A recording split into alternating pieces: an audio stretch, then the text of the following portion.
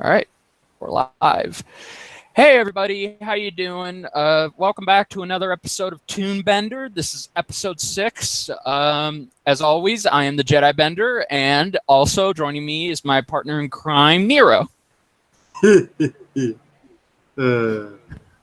Partner. Yeah.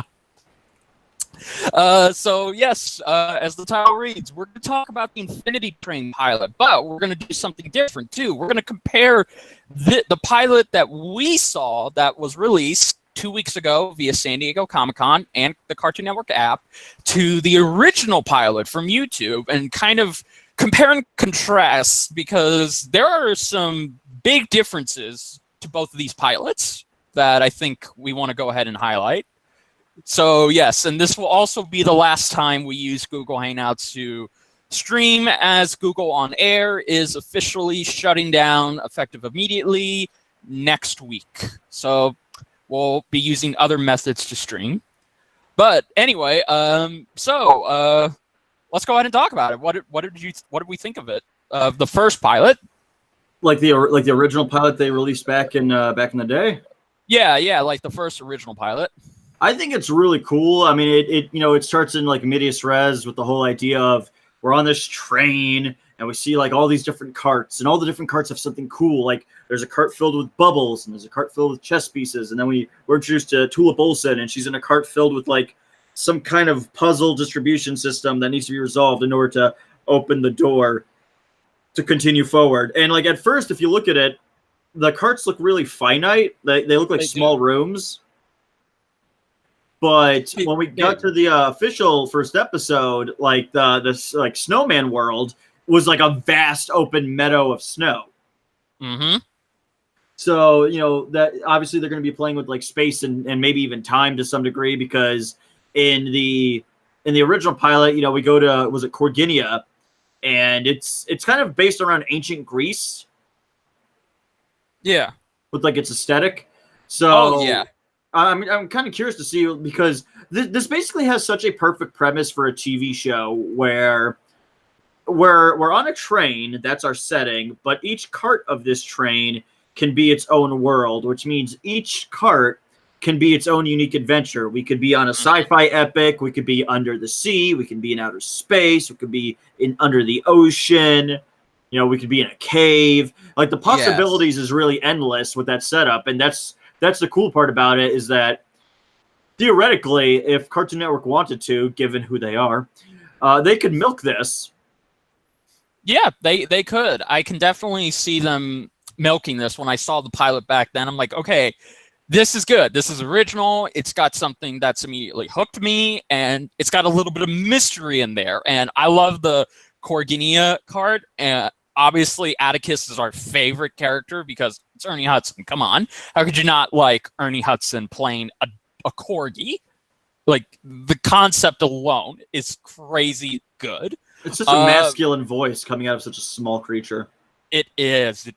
And I love I love right away that we set up our three heroes. We already had Tulip in one, and now we have Atticus joining us. So I really feel like, okay, this is a great trio of heroes right here, and I love how great they set it up in this original pilot. Like, what do you think?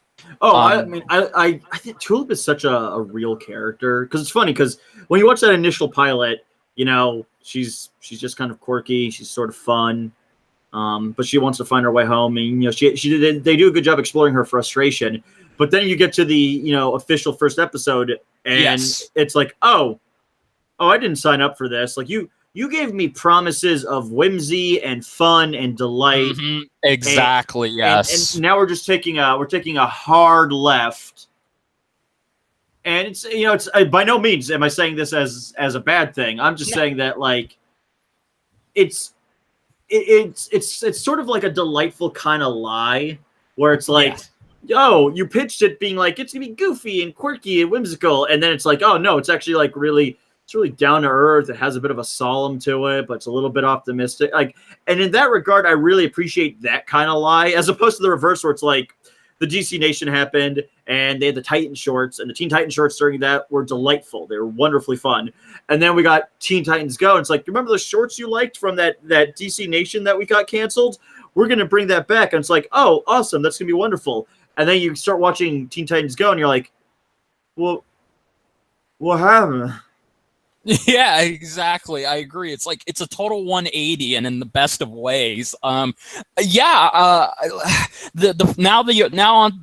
we're talking about the first official pilot, the real one, it was weird. It's like it really is weird. It's real. That's what I like about it. Everything feels real in this. It feels grounded. It feels relatable. Tulip is, I think, now more of an interesting character than she was in the original because, yeah, it's like you said, we could feel her frustration of not getting the answer she wants.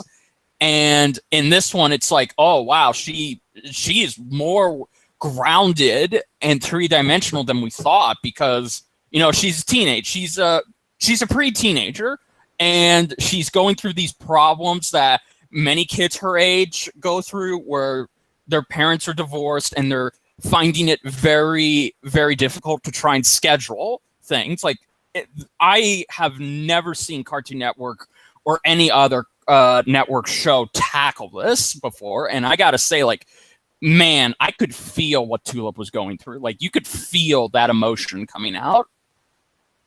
And it's hard, it's a lot of times, in animation, they don't talk about the idea of divorce. No. Parents could be split up. That's possible, but they don't really explore the hardships a child goes through.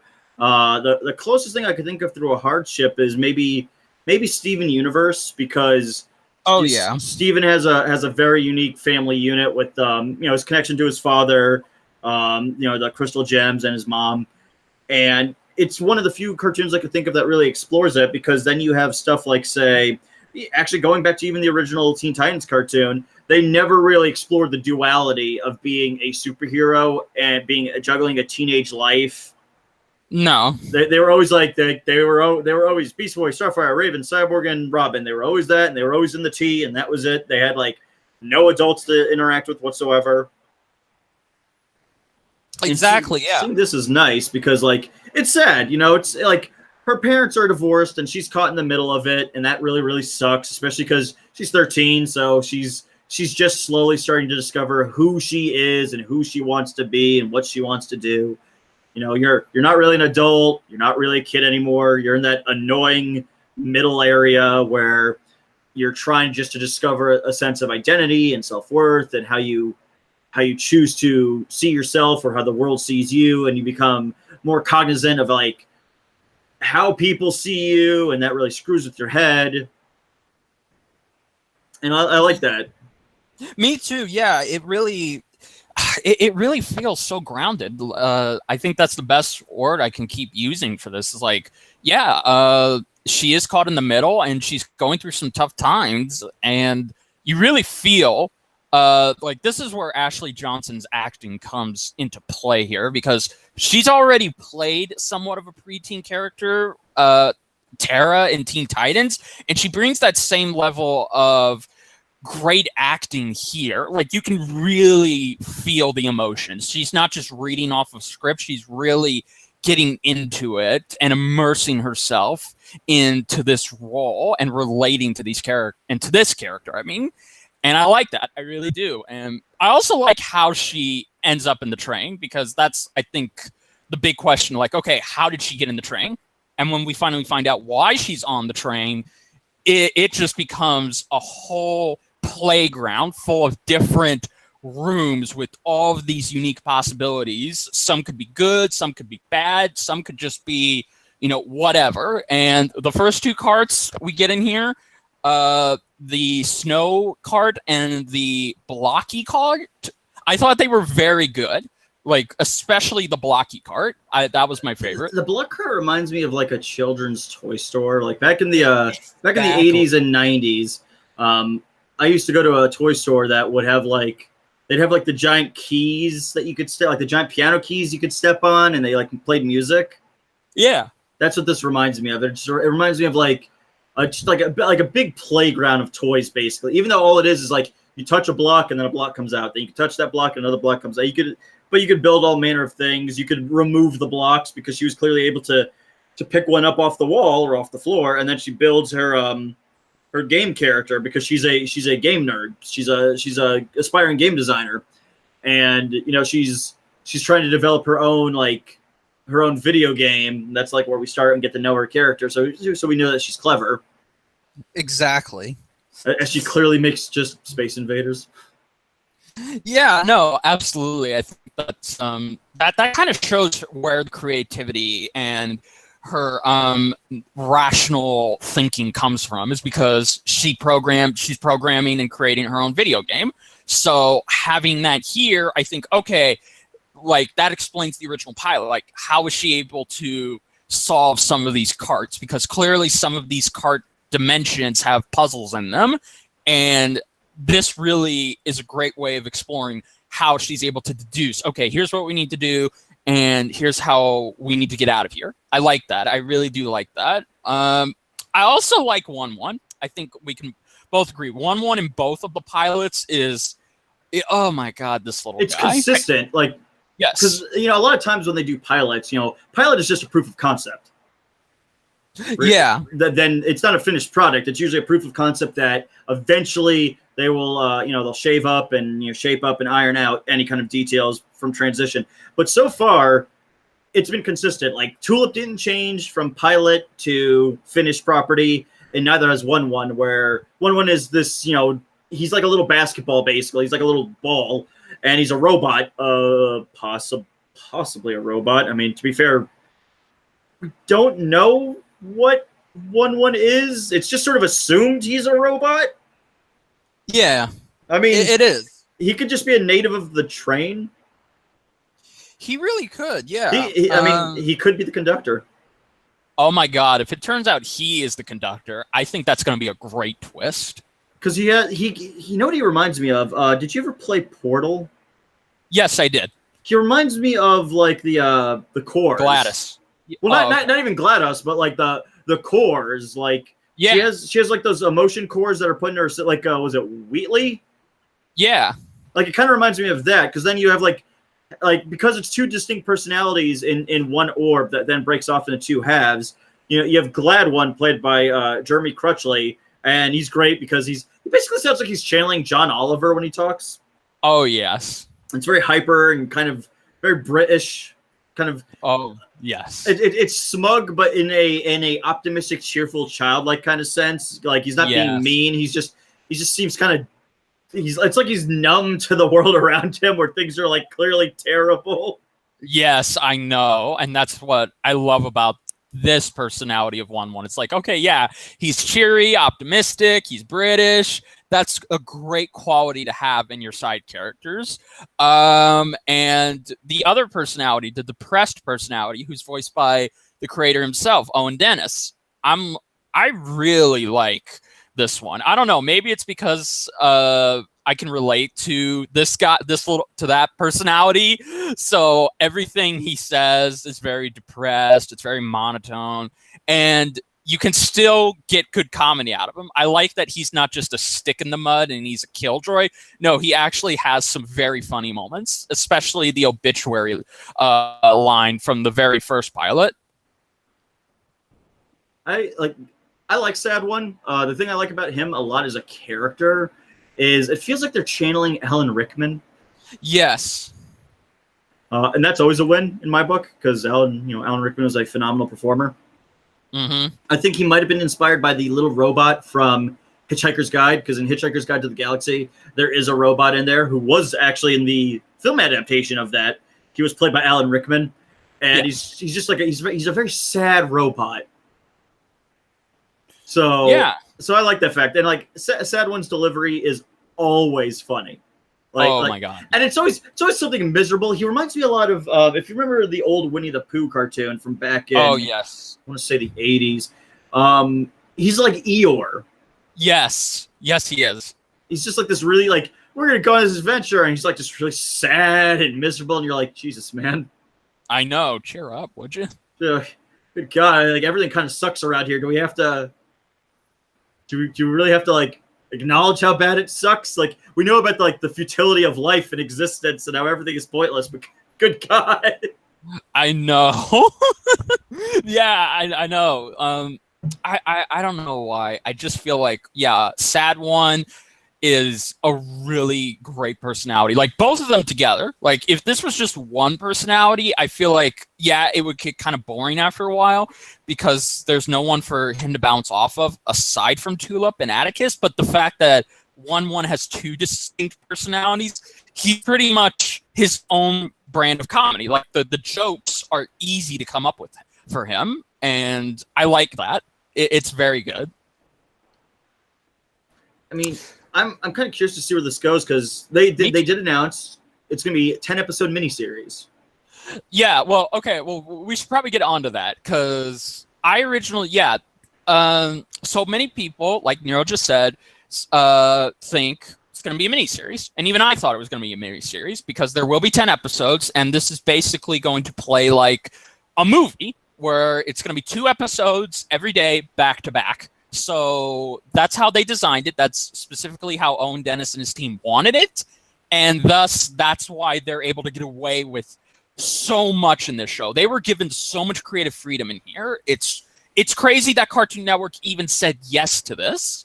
Because I wonder why they did. I wonder if like they're pissed about that, where it's like when the pilot dropped, it was so acclaimed by audiences that petitions were instantaneously started to tell them you better greenlight Infinity Train. And now I wonder if they're just thinking, oh, we never should agree to that miniseries. We really should have agreed to like go full tilt. Yeah. So we could exploit it. I know, yeah, because that's the only thing that kind of irks me. It's like, okay, this is Cartoon Network. Even if you want something, they're gonna want something from you in return. Like, OKKO could have just been one season, but they wanted multiple. And it's the same thing with Craig the Creek, Teen Titans Go, and all these other shows.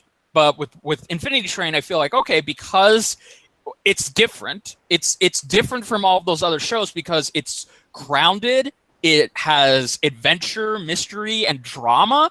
I really feel like, okay, yeah, Cartoon Network would want to exploit the crap out of this. Like, it doesn't matter if they don't have faith in it or not. They want content for themselves for they're kind of desperately in need of it because like exactly they spent so much focus on Teen Titans Go being the premiere. They wanted like Teen Titans Go to be like their SpongeBob. And people got tired of it pretty quickly though. Yeah, exactly. And then they wanted Powerpuff Girls to take that place, and it failed. That just pissed at like it's amazing. People thought Teen Titans Go made people upset. The Powerpuff thing that made people upset. Yeah, that specifically, like, I don't want to harp on the writers. I've done that enough over the years of Powerpuff Girls 2016, but I'm sorry. Every episode of that show, it is literally designed with either an agenda or its sole purpose is just to call back to the original show and piss you off with how inaccurate it is. The same Ben 10... The new Ben 10 show, it's a waste. Nobody even cares about it. The fact that people watch it baffles me. So, yeah, no, Infinity Train is a breath of fresh air. But here's the thing. When I saw Owen Dennis's tweet, he only said 10 episodes. He never said a miniseries. And Cartoon Network, when they were promoting this, they never said miniseries. Because I believe when Over the Garden Wall came out, both creator and Cartoon Network said, oh yeah, this is going to be a miniseries. They haven't said that for Infinity Train. So that gets me curious about something. I think maybe, this is just my prediction, I think after it premieres, the whole season premieres, I think they will announce, okay, we are going to do a second season, but we're going to only consist of 10 episodes. Because if that's the case, if they want to keep it short, if they want to respect Owen Dennis's wishes, then I would be totally okay with them doing this format again for a second season. Because the less episodes they have to animate and write, the better quality we're going to get. Yeah, there was I was reading at one point just like how they went about doing episodes for like Adventure Time. And it was pretty crazy because it felt like while there's good elements in Adventure Time, obviously there's some good storytelling. Yeah, absolutely. A lot of Adventure Time felt like that they were like just sort of fumbling and bumbling around with stories. Like they were like, the network ordered X amount of episodes for the season. Yeah, like Just for a put show. stuff here or there. Yeah, no, exactly. Yeah, for a show that had 10 seasons, you can obviously like. I think even the fans of Adventure Time themselves will admit, yeah, there are some huge bumps in a season or two. So Oh yeah, I mean, and that's the thing is that I feel like from a business standpoint, I'm a little annoyed with the idea of where like, okay, take for example with Disney, before like Amphibia or DuckTales even aired, they were like, man, we already ordered a second season. Do you want to maybe see like how that season goes before you just start ordering stuff? And it's like, no, we're gonna go full tilt ahead, and then like DuckTales season 1 maybe made it halfway through, and they were like, we're getting a season 3, and it's like, I don't even know if I'm going to stick around for all 3 seasons of this because I'm not really blown away by this at all. Yeah, fair enough. Yeah, I was the opposite. Like, I'm like, yeah, give me more. But yeah, I agree with you. I feel like that's the problem some networks have. Like you said, networks like Disney will give their shows another season before it's either premiered or halfway before it's even finished. Warner Brothers / Cartoon Network, they like to keep us waiting. They like to keep twiddling their thumbs and making us beg for these shows to get another season. And even if it's the shows we don't like, they still give them another season because either they feel obligated to or they just want to keep them around no matter how bad they are. And Nickelodeon, well, actually, no, nobody cares about Nickelodeon. Because it's like Nickelodeon has SpongeBob, the end. Yeah, exactly. Like, have they even ever, in like the last 10 years, has there been like an announcement at all? Oh, like even in the last 5 years, has there been an announcement at all for a new Nickelodeon show? And I don't mean like Legend of Korra, where it's not really new. It's just continuation of Avatar. Sure, it's a different character, but it's all in the same universe and everything. It's still, tied to that franchise. Has there been any new cartoons that have been successful and still going? Because I know there was some kind of monster one. Yeah. There was some kind of monster one that, what's his name? The crazy nut was working on. Butch Hartman. Hartman had some monster one, and apparently nobody liked it because like it just appeared pretty quickly. Wow. There was, and he is a scumbag. There was like Tough Puppy, which like a fart came and went. Everybody's just sick to death of Fairly Odd Parents. Oh God, yes, everybody was sick of that. Everyone's just sick to death of Fairly Odd Parents. I know TMNT had a good one in 2012. Oh yeah, absolutely. And it got a great ending, and then they brought back for a 4th season for whatever reason. Yeah, exactly. And then they brought it back for another season. I'm like, okay, this is selfish. Nice. Yeah, I mean, yeah, we got the cool crossover with the 80s Turtles. That was probably the highlight of it for me. But yeah, we could have ended it after season 3. Even that show, oh my God, what's that one show with the sisters and the kid? Oh my God, it's on the tip of my tongue. This is how much I don't watch. This is how little I know about modern day Nickelodeon. Even when they have an original show, I don't really care for it because it's Nickelodeon. So aside from those, I don't think they've ever had an original show in a while. No, I'm thinking about it, right? It's like, oh yeah, okay. Someone said the Loud House, and that's there we go, the Loud House. That's about it. Yeah, that's it. Just the Loud House. Yeah, and it's, like Nickelodeon's really bad at trying to keep properties around for longevity. The problem with Cartoon Network is the polar opposite. Nickelodeon doesn't greenlight enough ideas, and Nickelodeon's always really bad because it's like they pass on Adventure Time twice. Yes. They must be so angry.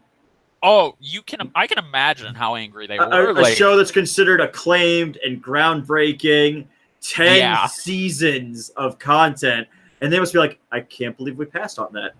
Yeah, exactly.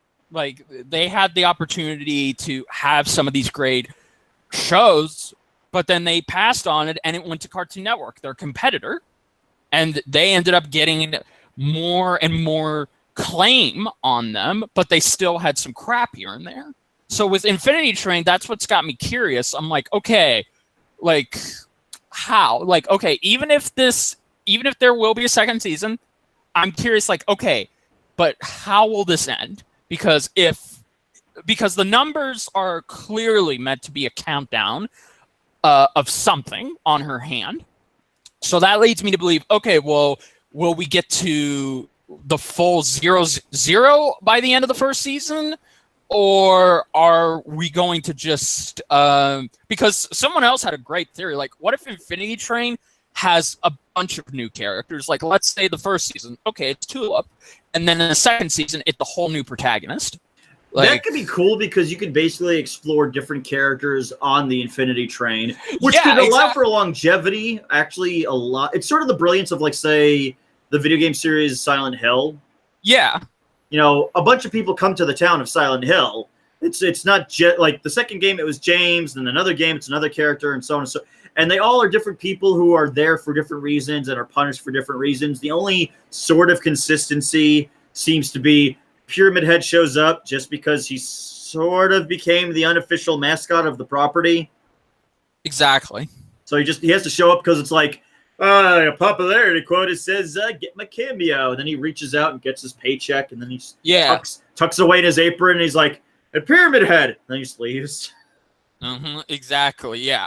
Well, if they go with that concept, then that's good because, okay, it's like you said, we can have different characters to latch on to, and who knows, like, maybe returning characters could come back. Like, for example, how Total Drama Island would bring back some of its characters even when we had new characters. So maybe in, say, I don't know, the second season, we can get an appearance from Tulip again.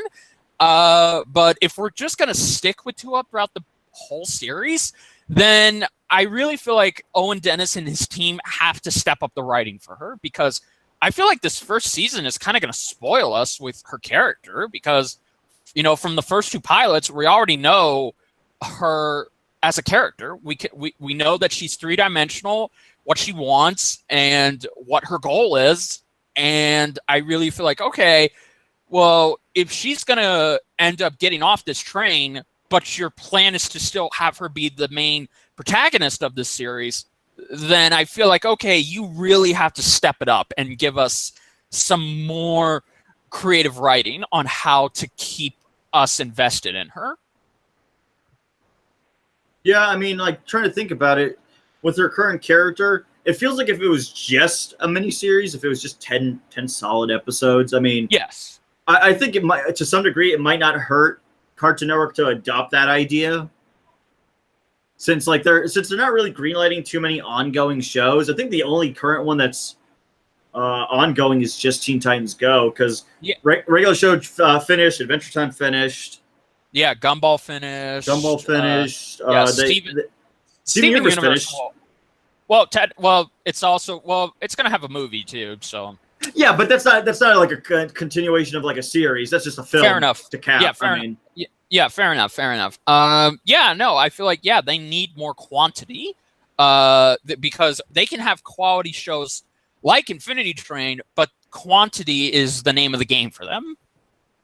That might be their detriment, is that they want a bunch, but quantity is not the same as quality. No, it's not. The golden rule is like, look, you could have like 100 Big Macs, but chances are some of those Big Macs are going to taste like crap because exactly.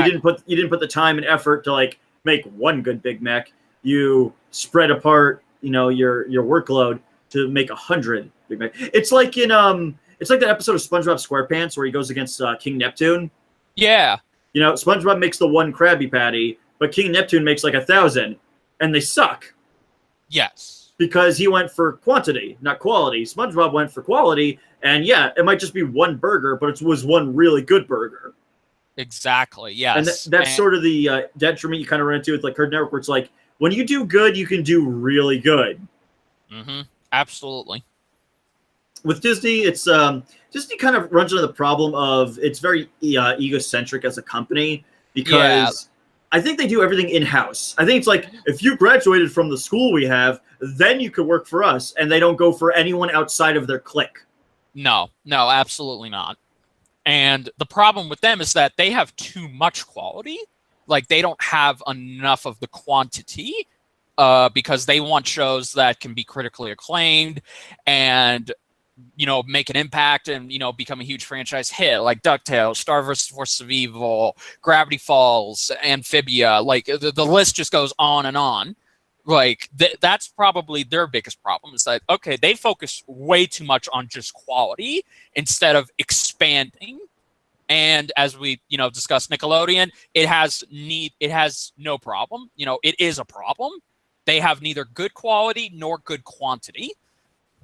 They just sort of exist. Like, it's funny in video gaming. In video gaming, the one that's always brought up is Nintendo. Like, like Sony and Microsoft are always trying to play the game of like gaining the system, but Nintendo exists like in this nebulous little bubble where everything is Nintendo and Nintendo just Nintendos. Yes, and it's like Cartoon Network and Disney are always competing, like, oh, you know, we have, you know, we're the cartoon shows, we're gonna do it. And then you go over to like Nickelodeon, it's like this weird nebulous place under the ocean. It's like Rapture from BioShock. Yes. It's this weird nebulous hellhole under the sea where it's just like, what's happening? Why aren't you guys really doing anything? And like the most groundbreaking announcement, and it's not even good groundbreaking, it was annoying groundbreaking, was they announced, oh, we're going to do SpongeBob spinoffs. So don't you want to see a show where SpongeBob's like a baby? No. Oh, well, we're going to do that. Oh, okay. Which is weird because, like, what are you doing it for? It's not like the current SpongeBob show doesn't have a kid market.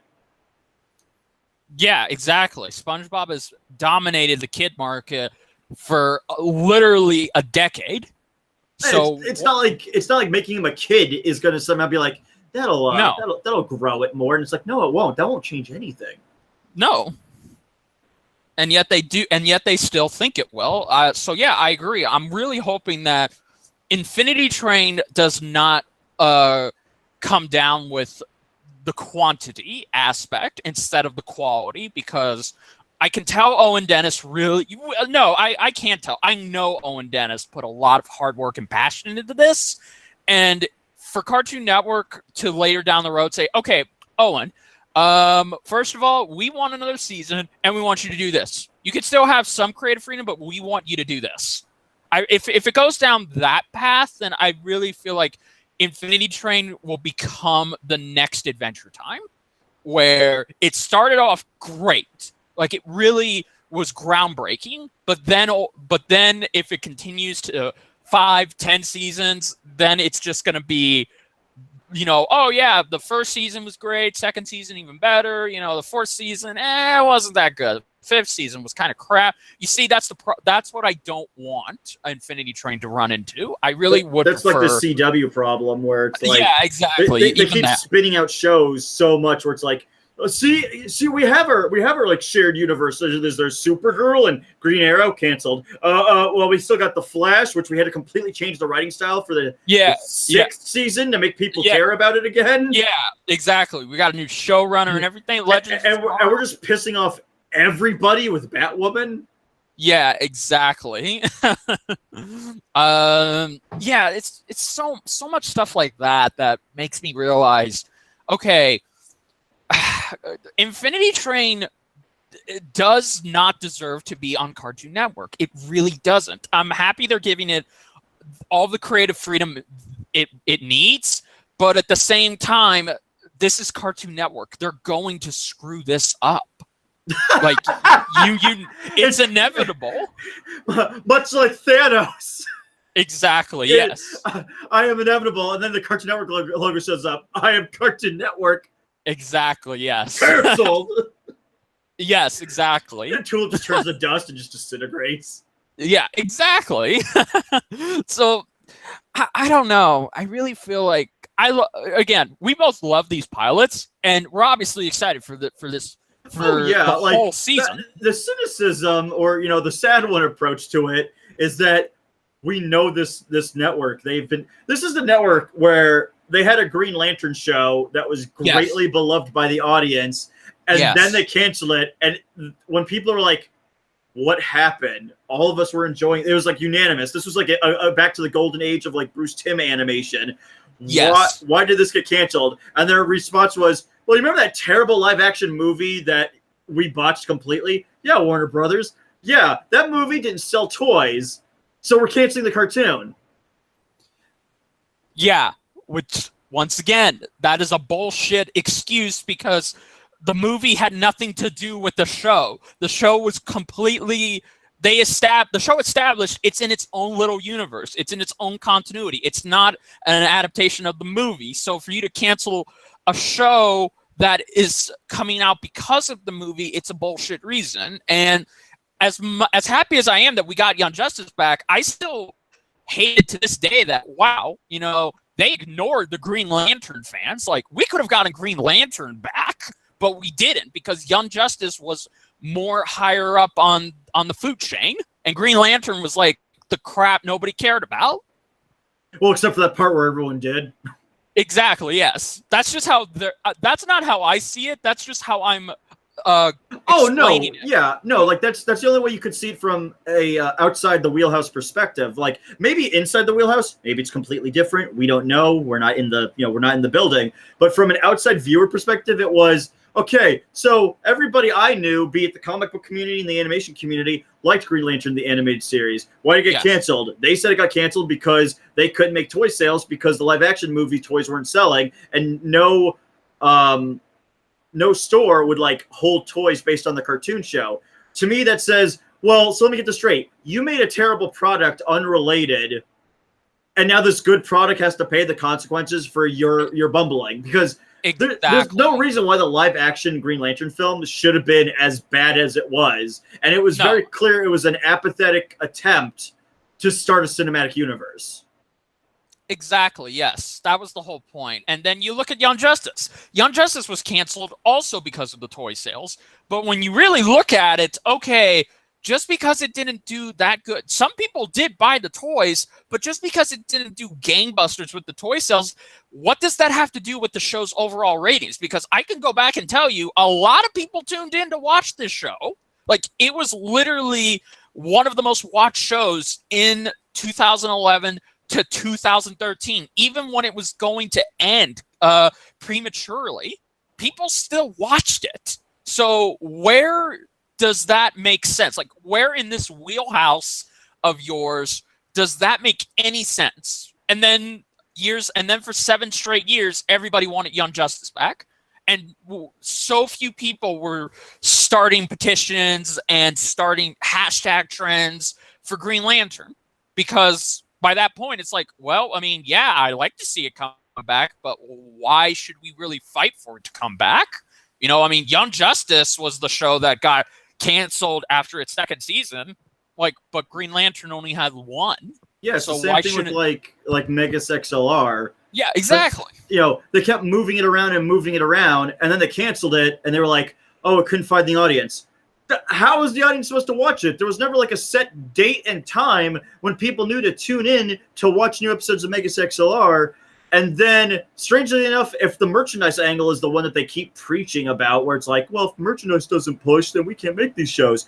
I never saw a merchandise of Megas XLR in stores. I know it exists because the co-creators, at least one of them who I follow on Twitter, he has an action figure of Megas. Yes. Which means it was clearly made. I know, but it just wasn't that mass produced. Yeah, exactly. I would have bought a Megas for my flippin' shelf. I would have bought the DVD if they released the box set. And then yes, exactly. In an interview, the talk was maybe the creators might get the rights back to maybe make a video game or bring the show back on a different capacity. And then it turns out that Cartoon Network wrote it off as a basically it's a bunch of legalese, but basically some sort of tax deductible where legally they can't make money off of it anymore.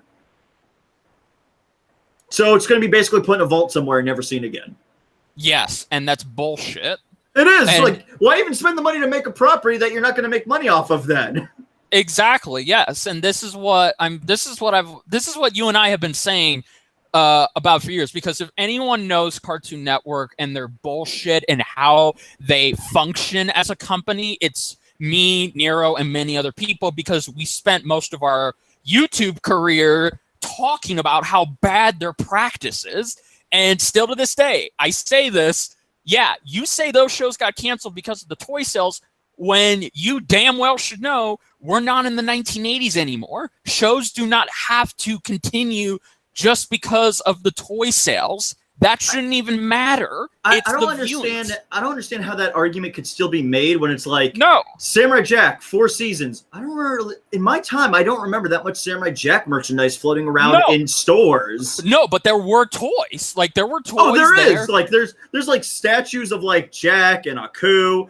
There's a impossible to find figurine somewhere of like the Scotsman. Yes. So I know they exist. I've seen pictures of them.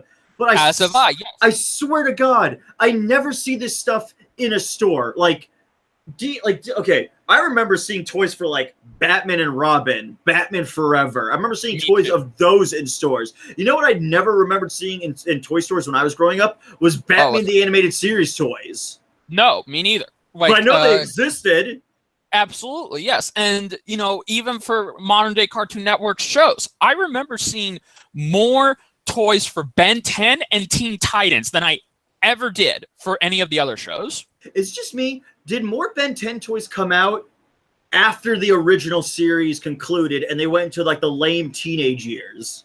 Yes, even more toys were being, because statistics have showed that Ben 10 merchandise is the most profitable merchandise of the Cartoon Network shows. Like, it even beats the old Powerpuff Girls merchandise, because that show had merchandise up the wall, and that's why it kept going and going, because it was literally a merchandise phenomenon for Cartoon Network. Same thing with Ben 10, and yet Teen Titans got canceled for bullshit reasons, even though we all brought the toys. There were aisles that had Teen Titans toys, and yet they're like, yeah, we're still going to cancel you.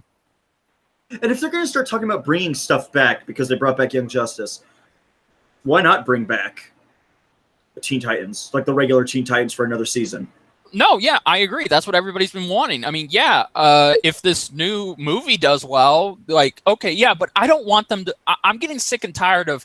I feel like I'm blackmailed repeatedly by this company, though, where it's like, exactly. I'm not even a fan of the original Teen Titans, and when they did their Teen Titans Go to the Movies film, the pitch was, if this does well, maybe we'll give you another season. Even like Tara Strong and I think Hayden Welch were like making posts on Twitter. Yeah, where it was so like, Greg Snipes too. Like, yeah, if it does well, maybe you'll get that show back. You're like, I'm sorry. So there's something I want that I'm willing to pay for, and you're threatening me now that exactly. You might get it if you go through this thing you don't like.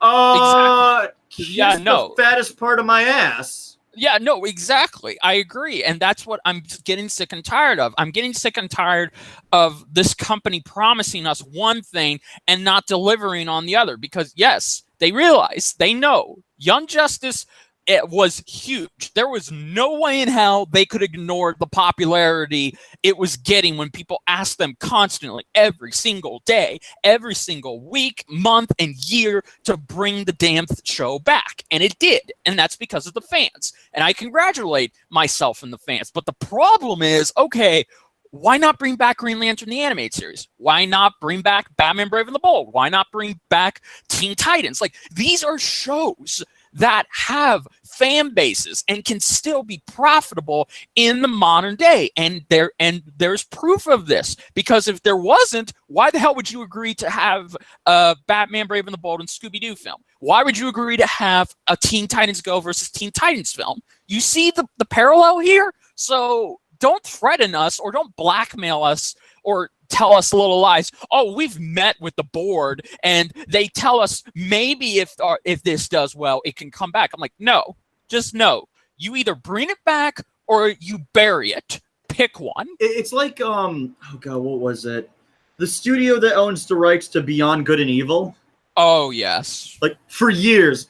Well, maybe if this does good, you'll get Beyond Good and Evil 2. Or maybe if this project did well, you'll get it. Or, oh, Rayman didn't make enough. Oh, I don't know if we'll do Beyond Good and Evil 2. Stop. Don't dangle the carrot in front of the horse, but proceed to keep whipping the hell out of the poor animal and then get upset if the animal kicks you in the head. Exactly, yes.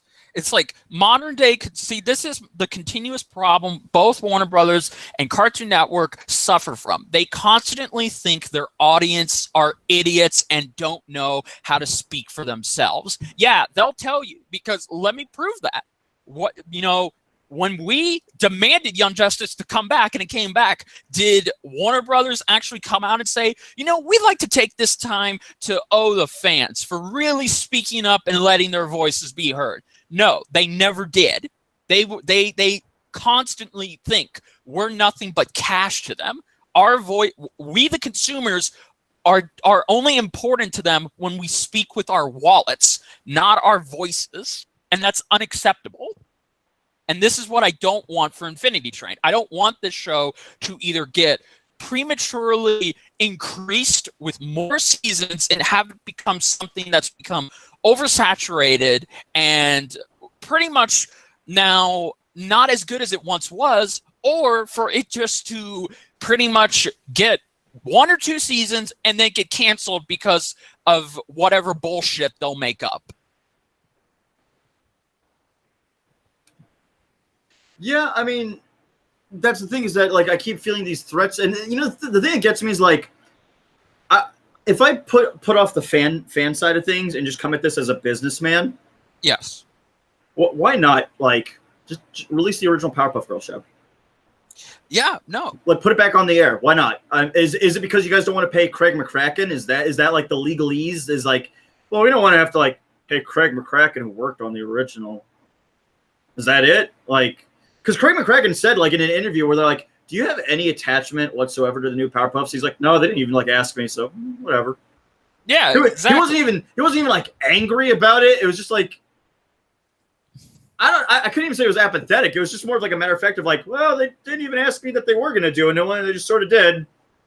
Yeah, I know, and the original cast felt the same way too. Tara Strong felt the most hurt out of all of them, saying she can't believe she wasn't asked to come back as Bubbles. To her, it felt like she's being stabbed in the heart by the very company she's been working with and pulling up for goddamn nearly 2 decades. I mean, it's weird too, because she felt betrayed, but she'll still constantly go back and play Harley Quinn in almost any other adaptation of garbage. Exactly. Yes, you'll still continue to play Harley Quinn, Raven, Batgirl, and Ben 10, even though you feel betrayed. Tell me how betrayed you feel. It's really weird to be oh, they didn't bring me back as Bubbles. You came back as Ben 10 in the Clearly it wasn't a pride thing. It was a money thing, but yeah. Don't act oh, I'm the deception that they didn't bring me back as Bubbles. Why would they? I mean, let's be honest. I mean, your Bubbles is as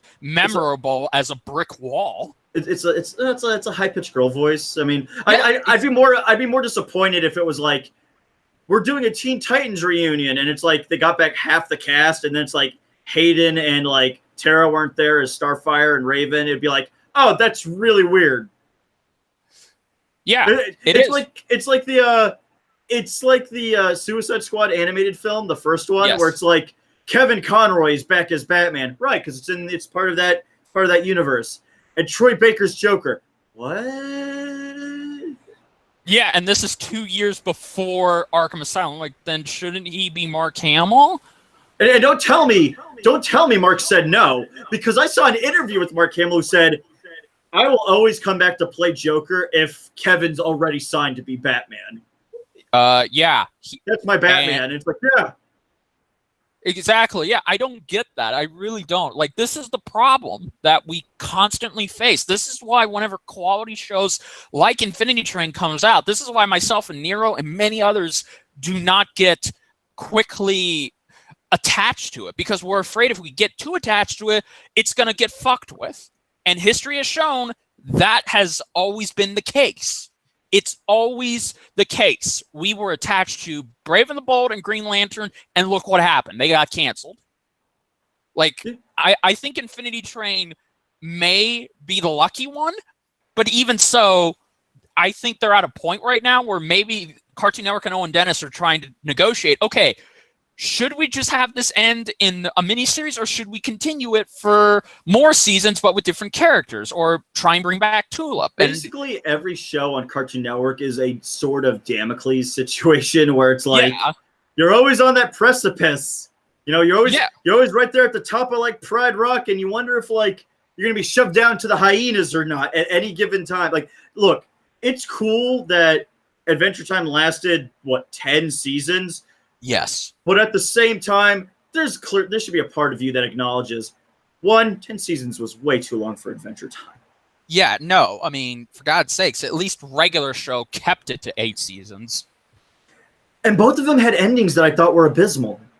Well, I'm the opposite. I thought the regular show ending was better than the Adventure Time ending, but that's debatable. There are things I hate about the Adventure Time ending, and the things I hate about the regular show one are very small things, where it's like Mordecai and Mordecai and Bat Chick. Like who the hell's this character? Yeah, exactly. Yeah, I know. I'm the same way too. So yeah, there are little things like that, but yeah, you're right. It's like, okay, the newer shows are that are either picked up or shows that are brought back are always going to be they're not going to be decided right away. Their fates will not be foretold right away. It's going to be dangling in the air on whether or not they live or they die. So I don't know. That's what I'm afraid with for Infinity Train. I would personally like it to be a miniseries, because if they can tell a confident story better than Over the Garden Wall did, then okay, perfect. You got me. But I stand to reason it's the Doom Patrol argument I made to you about the live-action Doom Patrol show on the streaming service. Yeah. Because they did greenlight there is going to be a season 2 of Doom Patrol. Yes. But had they not, because they screwed up Swamp Thing, even though it's awesome, Swamp Thing got canned because of legally stupidity, much like Green Lantern the animated series. So we lost another good show. If for whatever reason it was like, oh, we're not getting Doom Patrol 2, I'd rather have a solid 1 run than nothing. So if we get a mini-series of Infinity Train, it's like, here's 10 good episodes, 11 minutes a pop, roughly, maybe 2-3 hours of content, basically like a 3-hour animated film. Yes. I'll take it. I'll take it, and I'll accept it, and I'll be fine with just that. I'm not so greedy that I'm going to demand, like, you better make another one. No, I'm fine with it just ending that. Like, as much as I loved, like, Gravity Falls, I'm glad it ended after 2 seasons, because at that point, it's like, I don't trust Disney. No, absolutely.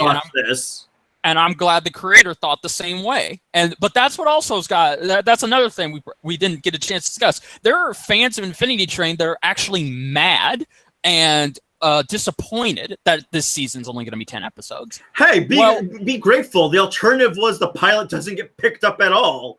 Exactly. Yes. I'm like, okay, but if you have to trust Owen Dennis and his team, because if they were confident enough they could tell this story in 10 episodes, then you have to trust them. You can't expect them to just shove out episodes and have that episode not be as good, because that's what makes shows like Doom Patrol so great, is that it should not have been a masterpiece from episode to episode. Like, it had no bad episode or even a fluffer episode. It was all consistent. And that's what happens when you're short. Like, I'm sure you've noticed this with I'm sure you noticed this with the Netflix Marvel shows. They have like 6 episodes of narrative content, and then like 6 more episodes of nothing. Yes, and that's a huge problem. Like Iron Fist was like, don't you want to learn about the son of like the main bad guy? No, the show is called Iron Fist. I want to learn about the Iron Fist. Oh, but everyone likes the son of the villain. I don't care what everybody else likes. The show is titled Iron Fist. Develop the Iron Fist. Absolutely. Which is weird, because like Daredevil somehow worked. I don't know how, and I don't know why. But it worked. But it did. Like, Daredevil's good. Punisher is good. Kingpin was good. I hated Bullseye, but that's only because I like my Bullseye just to be a psychopath with a bullseye on his forehead and killing people. Yes. I don't need any depth to Bullseye, because I don't care. He's a serial killer. It doesn't care what kind of depth you give him. He just needs to be quirky and murder people. But like, exactly. Jessica Jones. Jessica's interesting. Don't you want to Yes. learn about Kilgrave? No! I don't care about Kilgrave. I just want David Tennant to be fun and kill people. Oh. Mm-hmm.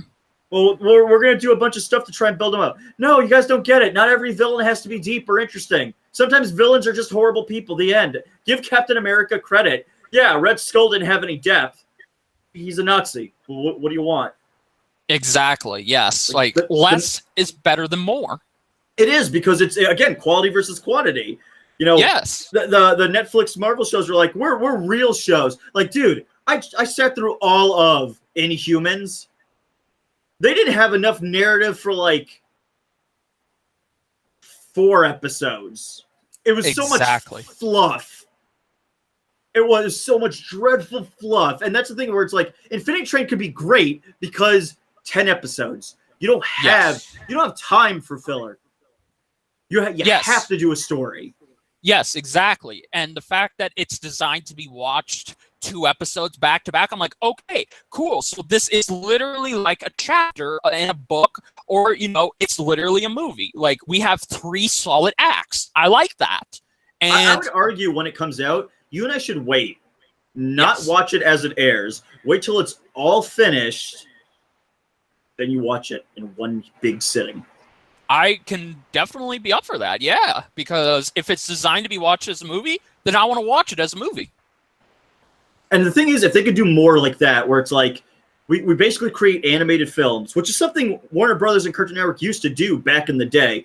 If they could go back to making animated films and then just breaking them into basically miniseries, there might be a chance that they could release animated films yearly through their, I guess, their regular channel. Because I don't even understand the point of having a TV channel in the streaming digital age at this point.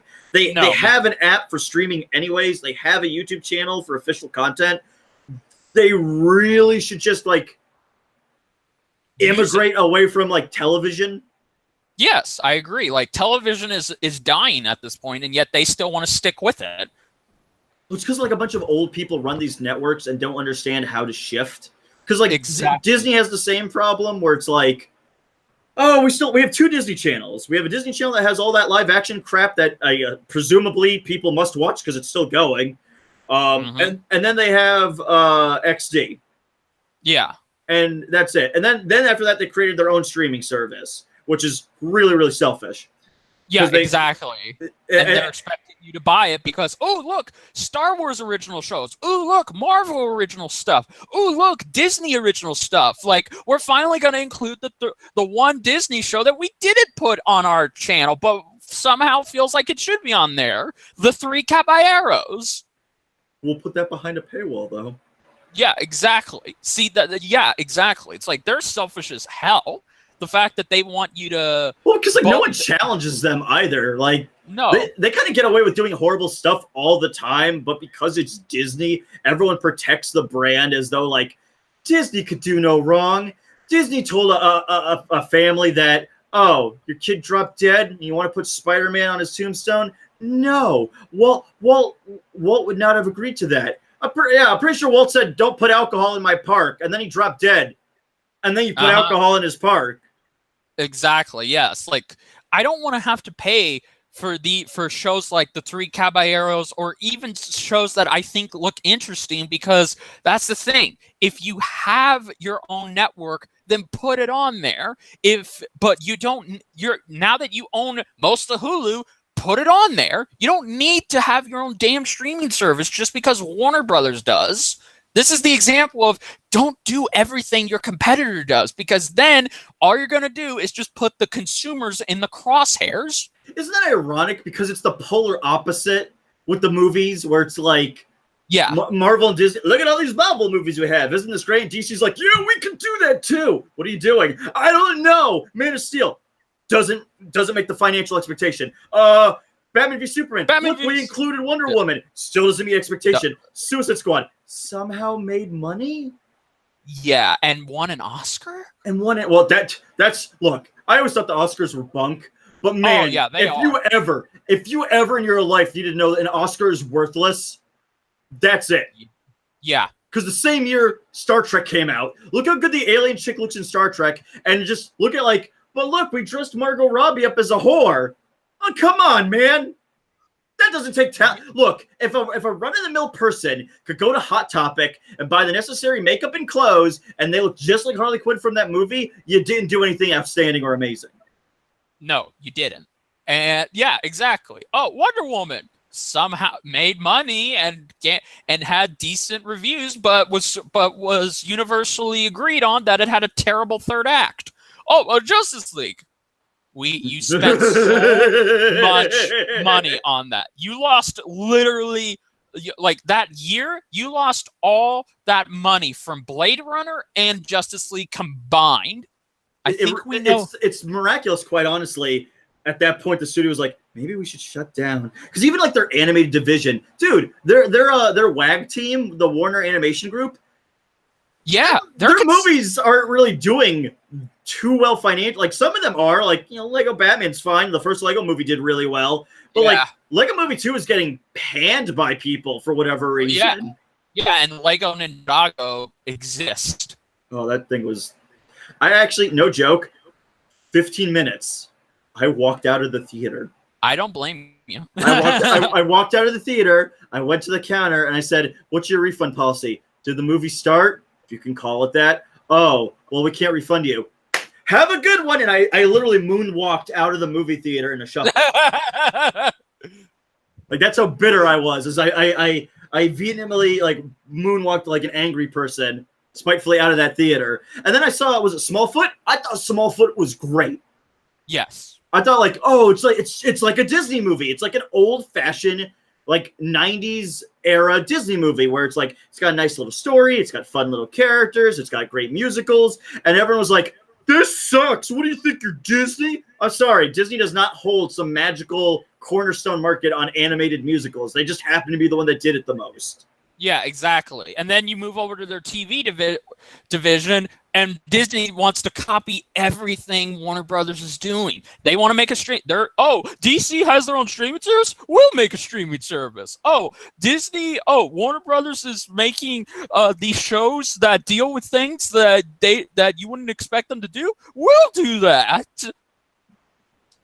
It's such a bummer because, like, somehow through impossible odds, Doom Patrol happened. And really, it shouldn't have. I'm glad it did. No. But really, if I'm just looking at it from a film executive perspective, and your pitch to me was, so here's a show based on a superhero team that nobody really knows about, and it's not going to be action heavy. It's actually going to be character driven more than anything else. They would say no. Because, like, they think people would be like, audiences will get bored by watching Doom Patrol. Why aren't they, like, punching a guy every episode? Because it's not about punching a guy every episode. It's about, like, Robot Man trying to come to terms with his humanity. Negative Man trying to understand what it means about him being gay and can he move on with his life. Like, oh, wow, it's got, like, deep and rich and insightful characters. Yeah, it's like what you guys try to do on the CW shows. Yeah, well, what you used to try and do in the CW shows, but then you just failed.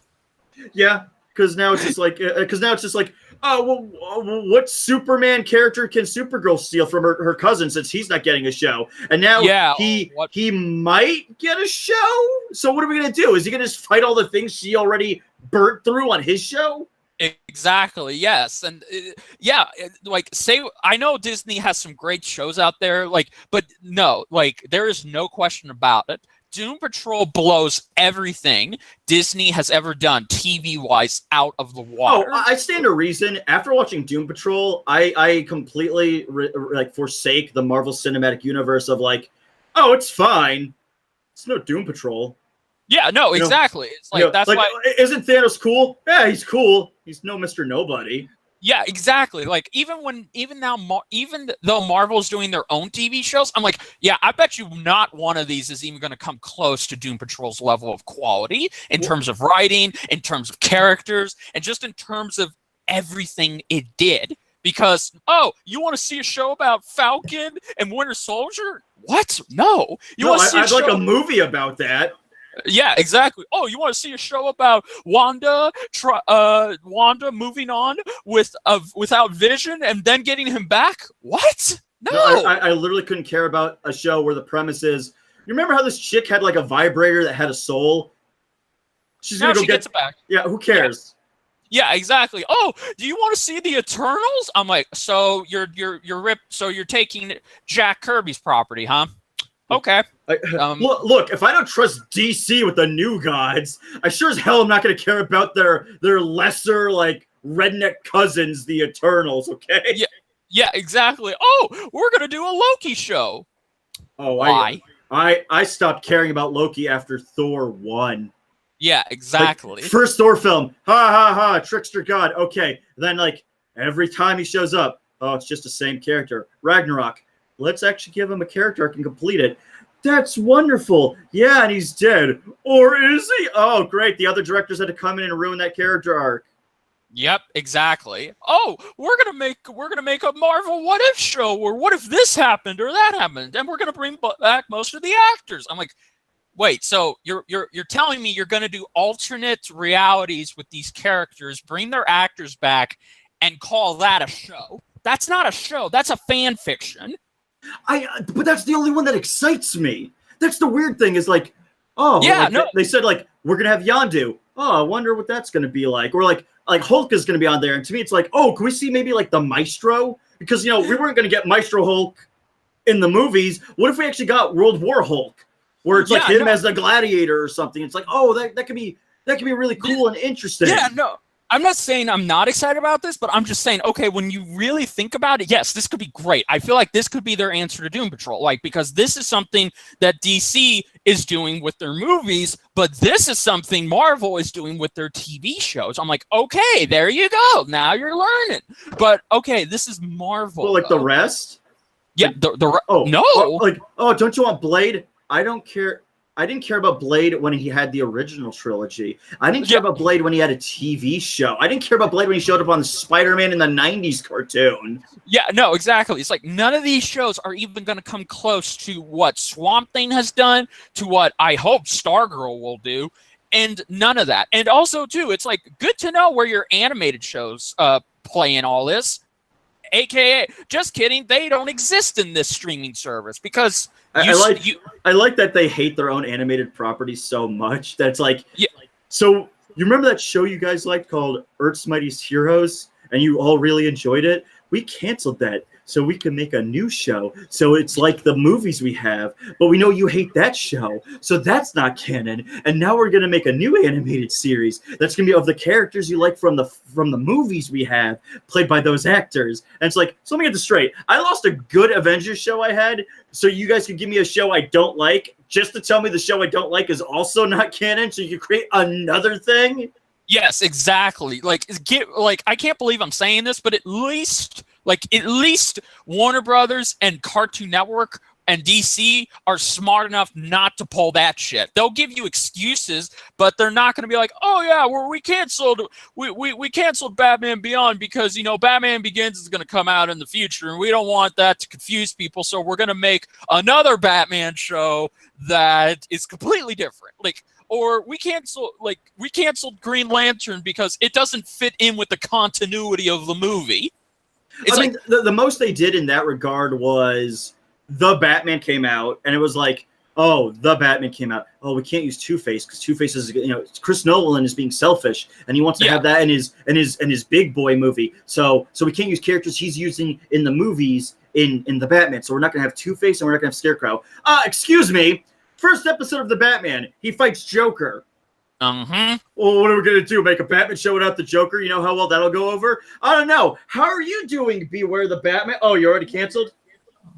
Exactly, yeah. So, again, Disney and, I know we've gotten off topic, but no, this still fits into the whole narrative we're trying to tell you guys it goes here. back to the fact that it's like, Infinity Train, here's a good idea. This really should have been pitched to, Netflix. No, not even Netflix. It could have been on any other streaming service because that's the thing. You can't even trust Netflix because they are now hemorrhaging because they just lost $1 billion this year. So for them, they're like, oh crap. So now we got to greenlight more quality shows. We need more and more quantity to keep up with DC and Disney. I don't even understand that logic too. Like Amazon has the same problem where it's like, oh, our streaming shows aren't doing that much. And it's like, point of order, does anyone come Does anyone come to Amazon for streaming shows?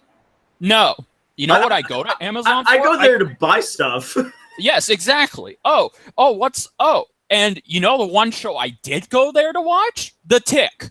And maybe Transparent, but I like The Tick more. That's it. That was the only reason. Good Omens is fantastic, and it's only 6 episodes. Oh, okay. But yeah, the point still stands. It's like, but you know those hey, you know that Tick show you like? We're gonna cancel it.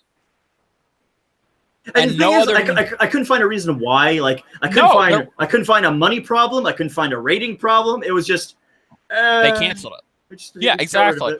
And Netflix and no other network or streaming service picked it up, despite the fact that, okay, yes, you would technically be taking the property and have to fight over it with Amazon, but you would win. Netflix, you cannot tell me Netflix themselves would not win that property. Well, in the era right now where superhero properties are at an all-time high, Warner Brothers owns the DC universe, and by extension, the Vertigo imprint that they ruined. And over on Disney, they own Marvel and Malibu. Yep. They have so many property. Like, it might not look like it because DC pretty much only does Batman and Batman adjacent and Batman associated stuff, unless it's Nightwing, in which case they hate him. And Disney's doing a little bit better, where it's like, we're going to bring you characters we really don't think anyone gives a crap about, because it's like, we gave Doctor Strange a movie. I like Doctor Strange, but even I was like, that's weird, because nobody reads Doctor Strange. He always gets canceled. Thor's died like 5 times in comics because no writer knows what to do with Thor. So much so that at one point they booted his ass off the hammer and gave it to a cancer patient just to be like, Thor with boobs, is this a good idea? And I guess people liked it because a lot of people liked Jane Foster Thor for some reason. Yeah, but I didn't. I checked out the moment that they started putting in just propaganda because I couldn't deal with that. I don't care about that nonsense. You want a strong woman? You make her a strong character first. Make her a woman second. Don't push the gender thing on the like forefront of everything, because then she's not a character. She's a caricature. Absolutely. But like Netflix, you have other companies. You can go to Boom Studios and start adapting some of their comics into animated films. Yes. You have IDW. IDW owns the Green Hornet, the Owl, Zorro, the Spider, the Shadow. There's so many pulp heroes they have you could draw from. And then it's great because at IDW, in the comics, all those pulp heroes teamed up. Yes. Like Zorro, Green Hornet, the Spider, the Shadow. These dudes are all on a superhero team together, and it's awesome. Mm-hmm. They can pull from that. They can go over to Dark Horse. What if, Which they are. What if they go over to Dark Horse, get Cheeks Galloway, Del Toro, Ron Perlman, Doug Jones all back, and make animated Hellboy films? Yeah, because if you guys saw those many people don't even know this. Stars made 2 Hellboy animated films, Blood and Iron and Sword, and what was the other one called? The Sword. Damn it! Sword of Storms. Yeah, there you go. Sword of Storms. That was the one that's all the cool Japanese like yokai. Yeah. By the way, Sword of the Storms was amazing. I would highly recommend you watch that one. Blood and Iron. I not only did I like it, not as much as Sword of Storms, but I liked it. But because I'm a nerd, there's a scene in that film where they talk about a film that never got made, where they talk about like there's this great hero. He's known as the Lobster, and you see a pair of guns go off, and you see Lobster Johnson, and it's like, coming soon, the Phantom Claw. Never got made. Yep. And it's like, oh, and also, by the way, Bruce Campbell was going to voice Lobster Johnson. I know. God dang it. Just make that. Look, they made the crappy R-rated Hellboy movie, and I can say it's crappy without seeing it because objectively it's crap. It bombed. No, I can say it's crap. I mean, there are things that I like, but it was crap. Like, it was. Like, it ruined. It literally took a massive crap on Hellboy. And yeah, it adapted some of the stories, but it did it terribly because it couldn't make up its mind of, did it want to be a Hellboy adaptation or did it want to be a Marvel film? Like, it's crazy. Specifically from the trailers, I could tell it wanted to be Hellboy, but it really wanted to be like Guardians of the Galaxy. Yes, and it tried too hard. And by the way, the best thing in Hellboy in that whole movie was Lobster Johnson. The Lobster like Lobster was amazing. The Claw, he was awesome. Like I don't know. Yes, exactly. He killed Nazis. He got to interact with Hellboy as a ghost. Like, yes, thank you. I want this. So give us that shit. Like, there's so much potential with Netflix where it's like, if you guys need to compete on the superhero level, there is no shortage. For God's sakes, go to Image. Any one of those founders, even the bad ones. I'm talking about Rob Liefeld and Tom McFarlane. Even the bad one, like you could make a new Spawn. I probably wouldn't watch it, but you could still make a new Spawn and make a Spawn show. I really think, would be a really cool idea. I would prefer it animated, but if you went live action, if you got The Rock, painted that sumbitch green, put a fin on his head, and make a comedy, action-packed police procedural with the Savage Dragon. Yeah, there you go. Like, second season. It might be kind of dumb, but it might be pretty cool.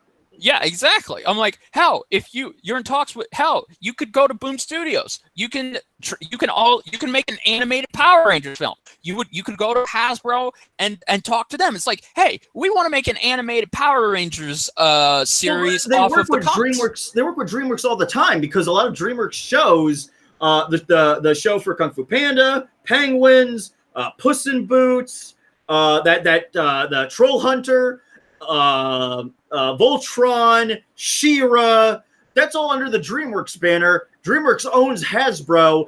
Go there. Yes. And you want to do Transformers? Do a new Transformers show just on Netflix. Yeah, exactly. Like there are so many limitless potentials, but you're ignoring it because you're like, oh, we don't want to make superhero shows. We want to make more shows like Orange is the New Black. Like they want those type of shows. They want quote unquote real shows. Yes. They don't want, because cartoons are for stupid people and kids. Yeah, exactly. As we all know, cartoons cannot be groundbreaking forms of storytelling. No. Like Samurai Jack. I mean, it was totally garbage. It didn't change the medium at all with the idea of, wow, you can make a cartoon primarily with no dialogue, primarily just music and sound effects, and have everything sold through like body language. No, this is impossible. Yeah, no, exactly. Like hell, I think Netflix should just flat out go to Gendy. Here. Yeah. Well, what am I doing? I don't care. Do whatever you want. I don't care what you make. Just make it.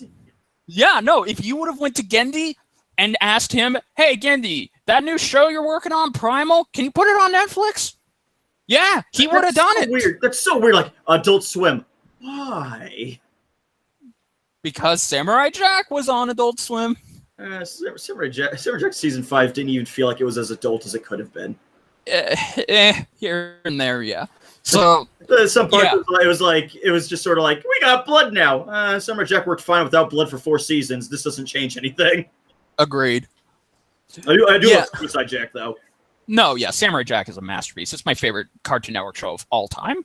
Megas XLR. I mean, as much as Samurai Jack moved me on an emotional level, Megas XLR is like, this is what I'd be like if I had a giant robot. Yes, me too. Like I like, oh my god, yes. And once again, maybe we could do an episode on Megas XLR. I feel like that would be great. Like, give that show some love because seriously, that damn show needs to get some damn love in this day and freaking age. I think the thing is like, it's great that Infinity Train exists because much like Megas, it's sort of a gambit in terms of what it is, because like Megas XLR, if you pitch that idea where it's like, so there's this guy from Jersey who gets a giant robot that is a mech, traveled back in time to stop an alien invasion with the time chick, they'd say no to that.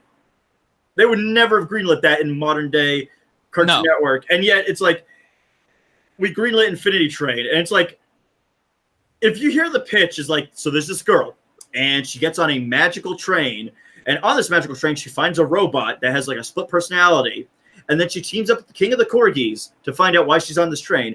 I feel like modern Cartoon Network would be like, what are you pitching up? How are we supposed to make toys out? Like, Teen Titans Go is a toy commercial. Like, they barely use any new characters. It's primarily the Titans fighting the Titans because there's always inner conflict between characters. So it's not like they have to go out and make new toys. Like, they don't have to make a Slade toy. They don't have to make a Mad Mod toy or a Mother May I toy or the Amazing Mumbo, because they almost never fight any of their antagonists in that cartoon show. It's always Robin gets into like dick measuring contests with Beast Boy, Cyborg, and then the other two are just sort of happy to be there most of the time. Mm-hmm. And that's the thing where it's like Teen Titans Go is made specifically, clearly with the idea of being a toy commercial behind it. Mm-hmm. Infinity Train, I mean, you could make a toy of Tulip. You could probably make a toy of 1-1. You could probably make a doll of Atticus, like a plushie of the King of the Corgis. But I don't think there's a way, like, you can't market Infinity Train the same way they could have done with like Adventure Time. No, like 1-1 and Atticus are the only two marketable things you can get. And that's it. Like, no one's gonna be, oh boy, I have a toy of Tulip. And don't get me wrong, if I could have like a Disney Infinity style figurine of like Tulip for my shelf, that would be phenomenal. Absolutely. But like, there's really nothing toyetic about Infinity Train. No. Other than 1-1 and Atticus. And so if it's only a mini series, there's not gonna be any toys. But if toys are the reason things get made, how did this get approved? Herpa-derpa-doo. Yep. Using their internal logic, if toys are the reason things get made to be sold, how the hell did Over the Garden Wall happen? I have no idea. Like, that was far more experimental. It was. You know, I'm hoping Infinity Train's good. I want it to be good. Like, I hate when people attack me when it's like, you're such a pessimist. You know, you want things to be bad. I get nothing. If Infinity Train fails miserably, I will get nothing out of it. It is not like I made a deal with the devil in which, hey man, I'll prove you wrong, Lucifer. Tell you, Lucy, if Infinity Train fails, you know, you got to give me a spot in the Eternal Hell Kingdom. It's not. I get nothing. I get nothing. Yes. Things. I get nothing if things I'm fascinated with fail. Mm-hmm. Like, people got angry at me where it's like, oh, I saw Endgame. Yeah, you know what? I think I'm out of these Marvel movies. Oh, why do you have to hate everything? I don't hate everything. I had a decade of Marvel movies. I think it's safe to call it quits now. It was 10 years of films. What else do you want from me? Hell, Yes. I was even loyal in those 10 years because I haven't seen a single Iron Man movie. Yeah. I haven't watched a single Iron Man movie, and people are just like, you're a betrayer. You guys act like I was Judas who put Jesus up on the cross. Come on. I know. I want Infinity Train to be good. And like, could it be cool if it got another season? If the first season's good and it warrants it, yes. But if it does like Doom Patrol and it's like, here's one season. Oh, that was really good. Would you like a season 2?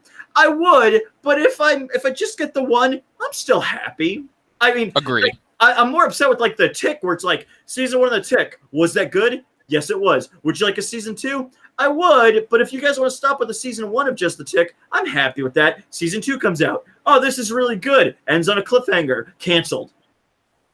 Yep. That's way more unsatisfying. It very much is. That's my 2 cents, though. That's all I gotta say. Is I want Infinity Train to be good. If it's just a done in one, hey, I'll take it. I agree, man. Ditto. We'll just have to wait and see till we watch all of the episodes, and then we'll come back, give you guys our thoughts, and let you know, is it good enough to where it can be stand on its own, or does it need to have a second season? We'll let you know. And yeah, well, thank you guys for watching. I think that's about it. We want to thank you so much for tuning in and for waiting patiently. And we're very sad. I'm very sad that this is the last time we're going to be able to record on Google Hangouts. I've been using Google Hangouts on air for a long time, and I couldn't have picked a better person to record with than Nero. But that's not worried. That's not true. That's not true. You made that up. That's not real. You can find people way better than me. Don't kid yourself. No, I mean Owen Dennis would be better to have on here than me. If I could even get him. But no, guys, thank you so much. We're going to come back even stronger than ever with some new streaming techniques. Hopefully we can iron those out. We're also going to be giving you guys some more episodes in the coming future. Hopefully you guys like that. But yeah, until then, like I said, thank you all so much for watching. If you are new to Nero, then please go ahead and subscribe to ToonGrin. They've got a bunch of awesome movies, reviews, and stuff. They also branch out and help people with editing and graphics design. So if you need a good editor and you can afford it, or if you need some graphics done, go to them. They will happily help you out. Of course. And I highly recommend them checking out your channel, just Jedi Bender. I think you make good quality work. Oh, thank you. Yes. Go check out both of our channels. We make good work. I think so. Yeah. So yeah, guys, that's about it. And we will see you next time. So this is the Jedi Bender saying, be air, my friends. And as we always say, be sure to tune in to ToonGrin. Goodbye, guys. Peace out, everybody.